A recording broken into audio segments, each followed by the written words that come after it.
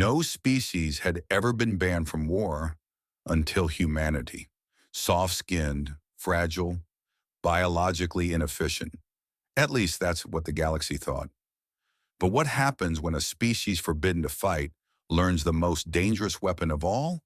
Adaptation? No species had ever been banned from war before. Weapons were regulated, fleets were limited, planets were demilitarized, but never a species. Yet when humanity entered the Galactic Council, the decision was unanimous. Humans were prohibited from combat, not because they were weak, because every simulation ended the same way, with someone else extinct. At first, the ban was framed as mercy. The Council released statements describing humans as fragile, unstable, and biologically inefficient. They pointed to soft skin, to inefficient respiration, to skeletons that fractured under forces other species shrugged off. The galaxy nodded in agreement. How could such a species survive war? Humans accepted the ban quietly. They signed the accords. They withdrew their fleets. They dismantled their forward weapons platforms, and the galaxy relaxed. That was their first mistake. The second mistake came 6 cycles later. War erupted between the Threxian Dominion and the Khar Vol Hegemony, two ancient powers whose hatred predated recorded history. The Threxians were insectoid giants, armored in layered chitin, bred for war since birth. They fought with overwhelming numbers and crushing force. The Khar Vol were energy-adapted predators, tall and luminous, their weapons burning through shields as if they were fog. Entire systems burned. Civilian convoys vanished mid-jump. Trade lanes collapsed. Smaller species fled in panic. The Galactic Council intervened. Too late. Peace talks failed within minutes. The war expanded, and humans were still banned. Officially, humanity remained neutral. Unofficially, humans watched everything. They recorded fleet movements. They analyzed battlefield footage. They mapped weaknesses neither side realized they had exposed. Humans had learned long ago that if you could not fight directly, you adapted. And adaptation was their real weapon.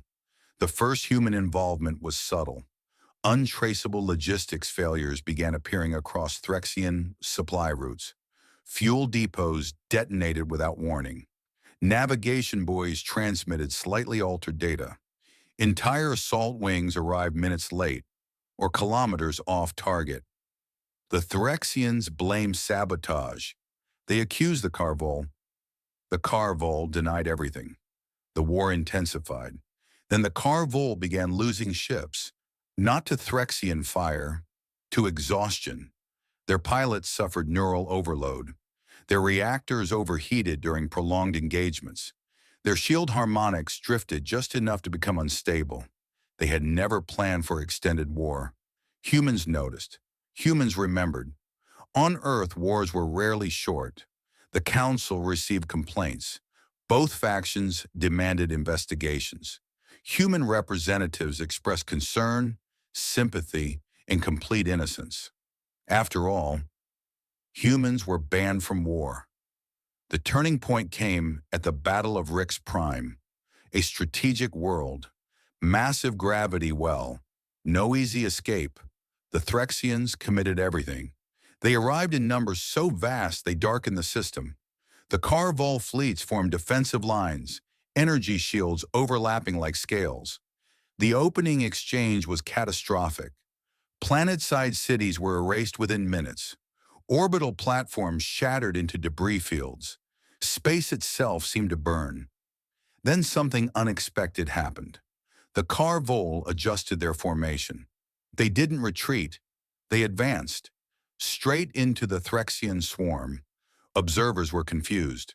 The maneuver was suicidal, until the Threxian formations collapsed. Their own mass worked against them. Human analysts had calculated gravitational interference patterns and quietly shared the data with Khar Vol tacticians. Not weapons, information. The Threxians slammed into each other as formation integrity failed. Khar Vol weapons cut through chaos. It was the first decisive victory of the war. The Council demanded answers. Humans shrugged. Shared data is not combat, they said. The Council reluctantly agreed. That night, Threxian warlords made a decision. If humans could not be fought openly, they would be eliminated quietly. A covert strike force diverted toward a human research station on the edge of Council space. No weapons platforms, no warships, just scientists. The Threxians believed the ban protected humans. They were wrong. The station's alarms triggered too late. Boarding pods tore through the hull. Threxian warriors flooded the corridors. Towering, armored, lethal. The humans ran, not in panic, in coordination. Doors sealed behind them. Lighting dropped to emergency red. Gravity shifted. The Threxians laughed until their armor locked. The humans had altered the station's magnetic fields. Kite-in plates fused. Joint servos froze. Movement slowed. Humans turned, unarmed and advanced. No species had ever seen humans fight up close. They expected claws, fangs, energy weapons. They did not expect impact. Humans struck weak points instinctively, joints, necks, sensory clusters.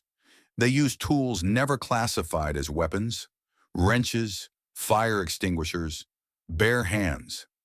The Threxians fell, one by one. The station survived. The strike force did not. Footage leaked. The galaxy watched in silence. Humans, unarmored, bleeding, relentless. The ban began to feel insufficient. Soon after, the Khar Vol requested human advisors officially. The Council refused. So the Khar Vol asked unofficially. Humans agreed. The next battle was different. Human design formations replaced traditional fleet doctrines. Ships rotated crews mid-combat. Supply lines were modular. Losses were anticipated and exploited. The Threxians adapted and taken quickly.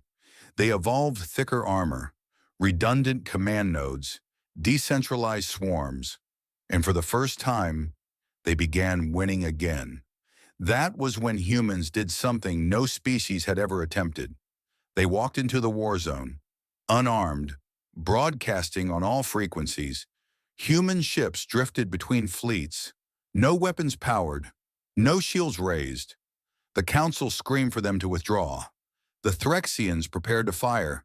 The Khar Vol hesitated. Then the humans transmitted a single message, a full tactical breakdown of both fleets, strengths, weaknesses, predicted casualties, in a final line. This war will end today, with or without you. The humans cut transmission and powered their engines, straight toward the center of the battlefield. The Threxians fired. The shots missed, not by chance. Human ships moved unpredictably, not optimized for combat, but for survival. Every maneuver was inefficient, every vector imperfect, and therefore impossible to predict. Then the humans released something new. Not a weapon, a variable. They deployed autonomous systems that rewrote battlefield conditions in real time. Gravitational fluctuations, sensor noise, localized time dilation effects barely within legal thresholds. Chaos spread. The Threxians lost cohesion. The Khar Vol lost control, and humans thrived. When the battle ended, both fleets were crippled, but not destroyed. The humans stopped. They could have finished it. They didn't. The Council reconvened an emergency session. The ban was reviewed. Every member species spoke. Some demanded harsher restrictions. Others demanded protection. One delegate asked the question no one wanted to answer. If humans are banned from war, what happens when war comes to them? Human representatives stood, calm, exhausted, unapologetic. We are not warriors, they said. We are survivors. And survivors do not need permission. The ban remained, on paper, but everyone understood the truth now. Humans were not dangerous because they loved war. They were dangerous because they adapted to it faster than anyone else. Far from the council chambers, a Threxian survivor recorded a final message. If humans ever decide to fight without restraint, it warned, there will be no war. Only aftermath, and somewhere in deep space, humanity began preparing for something far worse than this war. Because they had already learned the galaxy's most important lesson. The universe was not afraid of human weapons. It was afraid of what humans became when they were told they weren't allowed to fight. Episode 3, Teaser. Humans didn't win the war with weapons. They won by surviving it and teaching the galaxy a terrifying lesson. You don't need permission to fight when survival is at stake, and somewhere in the depths of space, humanity is already preparing for what comes next. Something far worse than this war.